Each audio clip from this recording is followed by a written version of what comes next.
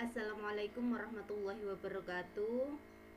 Kita kembali lagi pada pertemuan kali ini masih membahas tentang haki atau hak atas kekayaan intelektual. Jadi kita lanjutkan materi haki di pertemuan sebelumnya.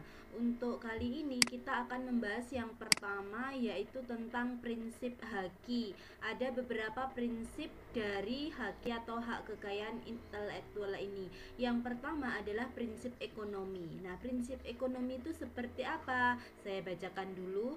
Prinsip ekonomi adalah hak intelektual yang didapatkan dari kegiatan kreatif, kesediaan daya pikir manusia yang proses pengekspresiannya dalam berbagai bentuk yang akan menguntungkan atau mendapatkan nilai tambah. Jadi di sini untuk prinsip ekonomi istilahnya memberikan keuntungan atau memberikan nilai dari kegiatan eh, kegiatan seseorang atau seorang manusia.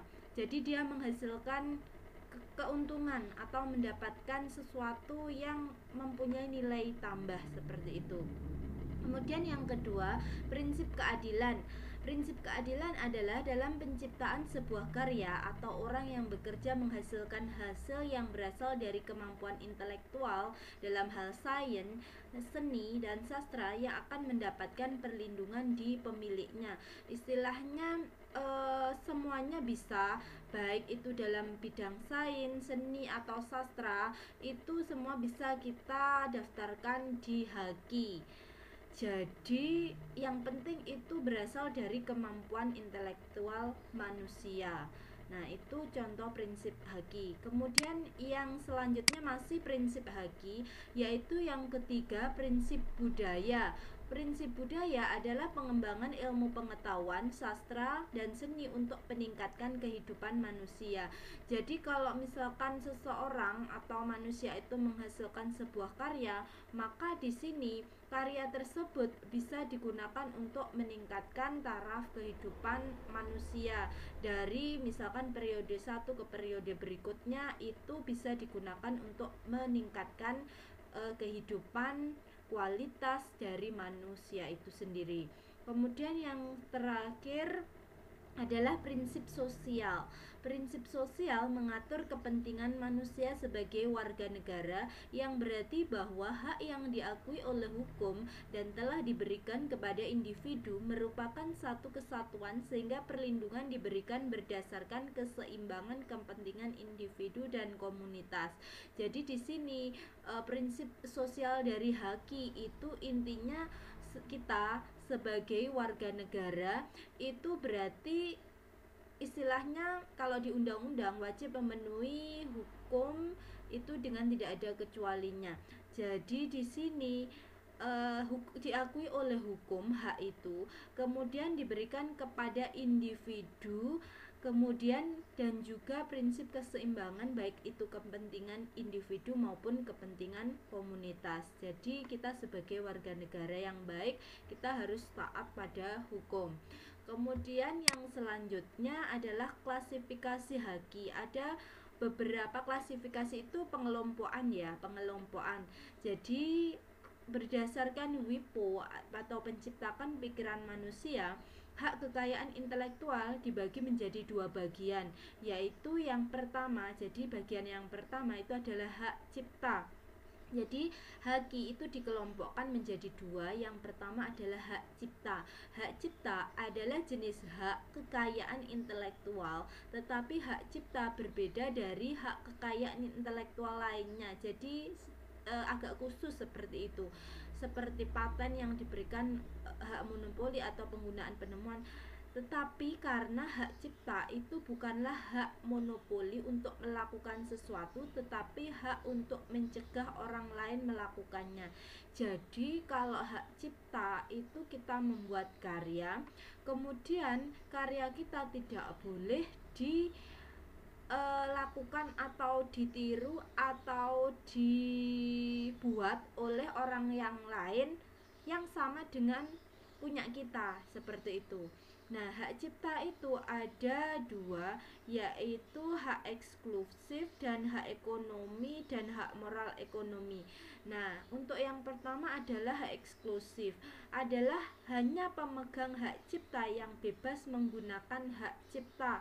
Sementara orang atau pihak lain dilarang menggunakan hak cipta tanpa persetujuan pemegang hak cipta.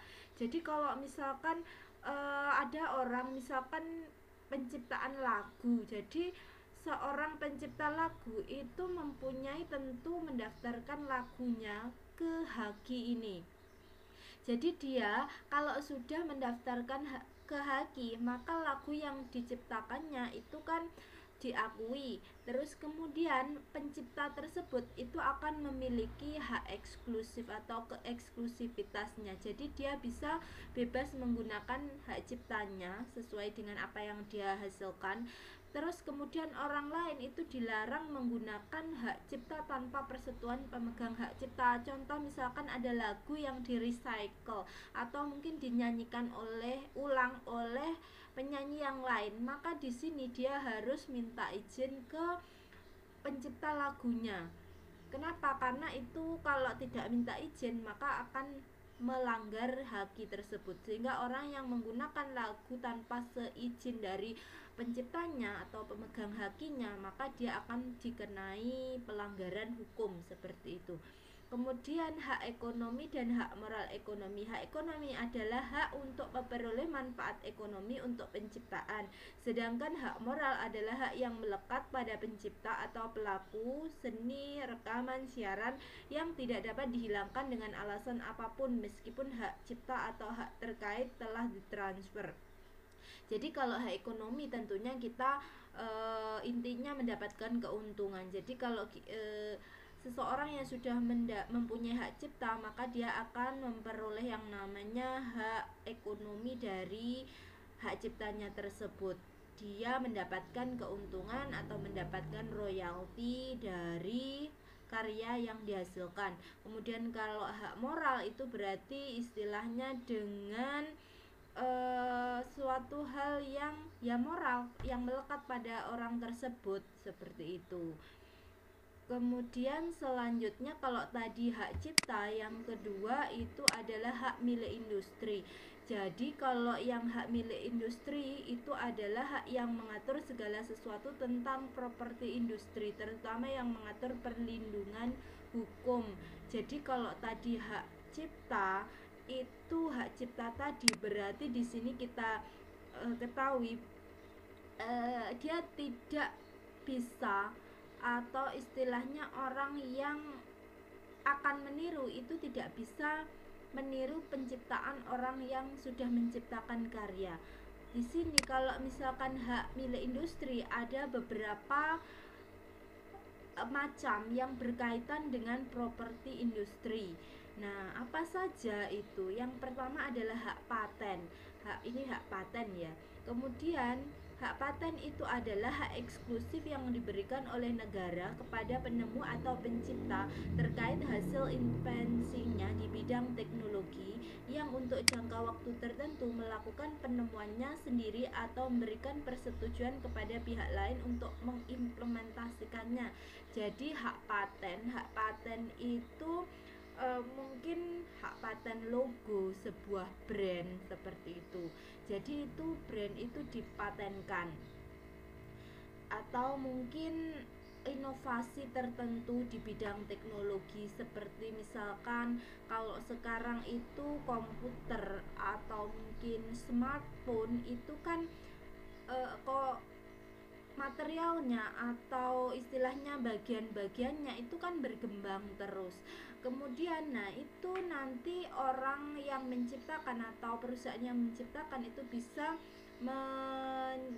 mendaftarkan ke hak paten. Misalkan Android. Nah, Android itu kan memunculkan inovasi-inovasi baru agar tidak ditiru oleh mungkin perusahaan yang lain atau kompetitor, maka di sini bisa mengajukan hak paten. Atau mungkin yang lain juga tadi sudah saya katakan, misalkan brand, sebuah logo dari brand-brand tertentu. Biasanya itu kan kalau misalkan perusahaannya sudah besar, maka itu tidak boleh ditiru oleh orang yang lain. Begitu juga yang mungkin masih kecil, perusahaan yang masih kecil yang bisa berkembang, maka di situ jangan sampai ditiru oleh orang yang lain. Kemudian yang selanjutnya di sini adalah hak merek dagang. Adalah tanda-tanda dalam bentuk gambar, nama, kata, huruf, angka, komposisi warna, atau kombinasi dari elemen ini yang memiliki fitur yang membedakan dan digunakan dalam perdagangan barang atau jasa. Jadi di sini hak merek dagang. Hak merek dagang itu ya juga seperti brand atau mungkin tagline atau mungkin istilahnya ya tagline, jingle atau apa seperti itu gambar, nama itu juga tidak bisa sembarangan ditiru, kata, huruf, bentuk angka atau apapun itu juga bisa didaftarkan di Haki. Nah, kemudian menurut UU nomor 15 tahun 2001 bahwa pemahaman tentang hak merek dagang adalah hak eksklusif yang diberikan oleh negara kepada pemilik merek dagang yang terdaftar dalam daftar publik merek dagang untuk periode tertentu dengan menggunakan merek itu sendiri atau memberikan izin kepada pihak lain untuk menggunakannya. Jadi di sini hak merek dagang itu bisa kita klasifikasikan ke dalam hak milik industri tadi. Kemudian yang selanjutnya adalah hak varietas tanaman perlindungan. Jadi di sini PVT itu ini titik ya. Jadi PVT perlindungan varietas tanaman atau PVT dikenal dengan hak pemulia tanaman. Itu hak yang diberikan kepada pemulia tanaman atau pemegang PVT untuk melakukan kontrol eksklusif pada proses budidaya termasuk benih, stek, bibit atau jaringan kultur dan bahan yang dipanen, bunga potong, buah, potongan daun dari varietas tanaman baru untuk digunakan dalam periode waktu tertentu. Jadi seorang atau sekelompok orang yang membudidayakan tanaman atau mungkin yang bergerak dalam bidang tanaman, istilahnya bisa membudidayakan atau mungkin membuat inovasi berkaitan dengan tanaman, itu juga bisa mendaftarkan karyanya itu di Haki.